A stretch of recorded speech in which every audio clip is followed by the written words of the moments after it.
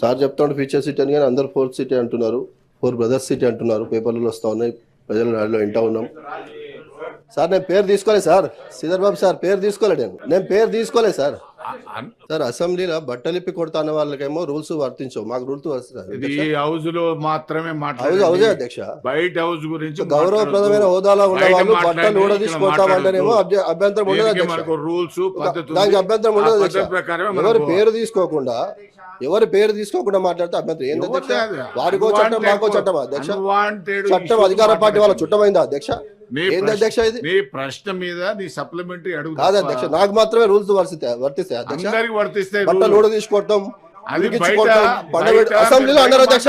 గౌరవ ముఖ్యమంత్రి గారు అసెంబ్లీలో మాట్లాడారు, ఆ మంత్రి గారు అబ్జెక్షన్ చెప్పాలి కదా, ఇక్కడ ఉన్న మంత్రులు అబ్జెక్షన్ చెప్పాలి కదా, ముఖ్యమంత్రి గారు మాట్లాడకూడదు. మీరు సప్లిమెంటరీ నాకేనా చట్టం అధికార పార్టీకి చుట్టమైందా అధ్యక్ష?